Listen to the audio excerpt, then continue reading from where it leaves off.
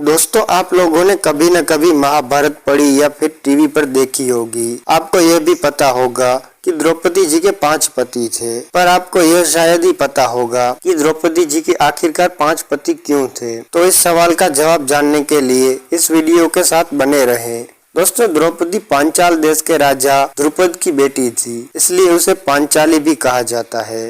राजा ध्रुपद ने द्रौपदी को कुरुवंश के नाश के लिए यज्ञ से उत्पन्न करवाया था, इसलिए उसे यज्ञानी भी कहा जाता है। महाभारत के आदि पर्व में द्रौपदी के जन्म की कथा में व्यास जी द्रौपदी जी के पिछले जन्म की कहानी भी सुनाते हैं। वह कहते हैं कि यह अपने पूर्व जन्म में ऋषि कन्या थी। अपने कर्मों के फलस्वरूप उसे कोई अपनी पत्नी के रूप में स्वीकार नहीं कर रहा था। तभी उन्होंने शिव जी की घोर तपस्या की। तपस्या से प्रसन्न होकर शिव जी ने कहा, तुम मुंह मांगा वर मांग लो। तब उस कन्या ने कहा, मैं सर्वगुण संपन्न पति चाहती हूँ। तब भगवान शंकर ने कहा, तुझे 5 भारतवंशीय पति प्राप्त होंगे।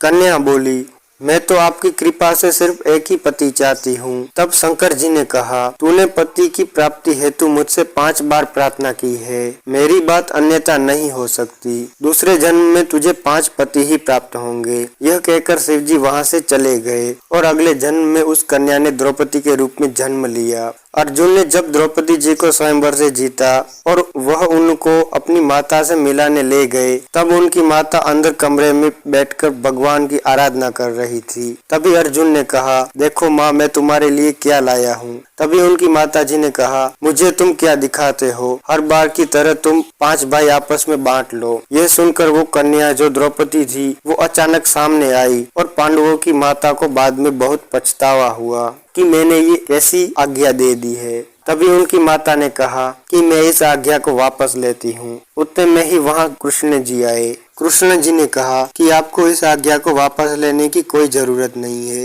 यह इस कन्या का अपना दोष है। इन्होंने पिछले जन्म में भगवान शिव की प्रार्थना कर 5 पति प्राप्त किए थे, इसी प्रकार इसे इस जन्म में 5 पति मिले हैं। तो दोस्तों, अब शायद आपको पता चल ही गया होगा कि द्रौपदी के 5 पति यानी 5 पांडव पति क्यों थे।